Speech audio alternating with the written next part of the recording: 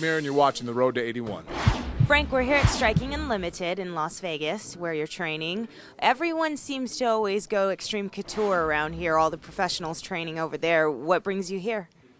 Well, my trainer Ken Han is here, so that's why, basically the main reason for coming here. I mean, right now Randy Couture does have a lot more training partners that are fighters that are able to go against, but as far as my ability to increase my personal game, my technique, and my stand-up, and my overall MMA game, I felt it was more beneficial for me to train here. Yeah, it's just a step in like this too.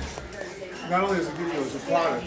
You're also an instructor here. Are you instructing right now while you're preparing for your fight, or does that have to be put on the wayside?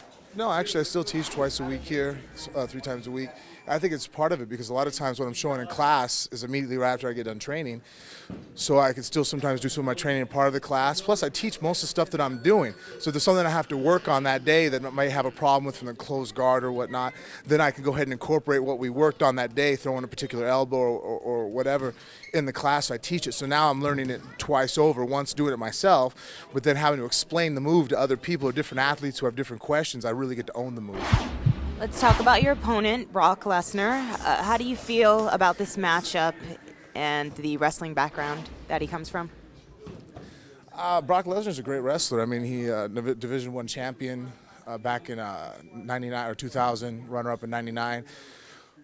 Big, strong athlete. I think he's still new to the MMA game, so I mean that's to my advantage.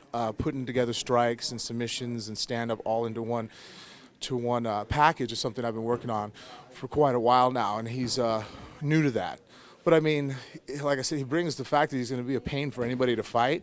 He's so big and strong. He can easily grind out a win by pinning you down on the ground, slamming you against the cage, and I'm sure he's heavy-handed. I mean, his arms are bigger around than my legs, so I'm sure that once he gets down to grounding and pounding, throwing hammer fists and elbows, he could be a very menacing opponent. I got to watch a couple of his wrestling matches on YouTube, but also, too, it's hard to take anything from that. I can see certain things, certain footwork, certain maneuvers that I know that is going to be his natural tendencies, because as an athlete, once you get to a certain age, there's certain things you're going to do, a certain way you step. I mean, I get to watch him against Stephen Neal, which isn't very fair, though, because Stephen Neal is probably one of the best wrestlers in the heavyweight division ever. But I get to watch his one fight happen real fast, but I get an idea of what his energy's like, what his tempo, what his mindset is. But I mean, that's to his advantage that there's not a lot of footage for me really to study. We see you've brought your family here today.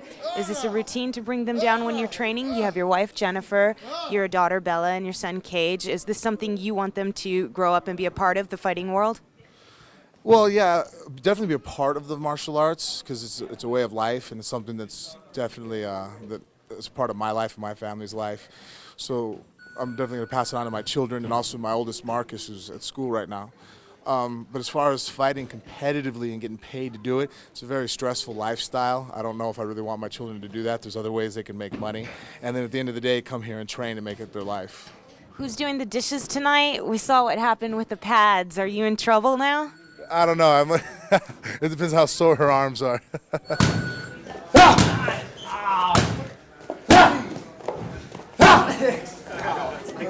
It's like 20%. No, it wasn't. Yeah. How's your diet going? Because I hear you don't really have to cut any weight in this division, and you're very lucky for that. Everybody else seems to be starving and emaciated by the final week. Yeah, I'm not naturally shouldn't be over 265, so the fact that in the last couple fights I've had to cut weight was a credit to my dieting, or the lack thereof.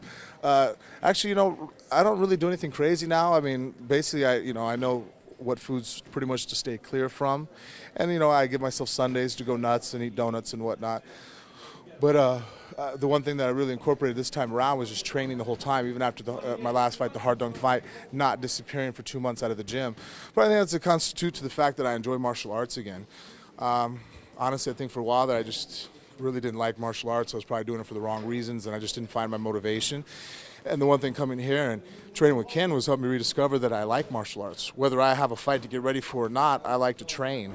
And it was just getting back to the roots of that I actually enjoy being in the gym. I enjoy fighting. I don't think anybody can fight well when they're not enjoying it.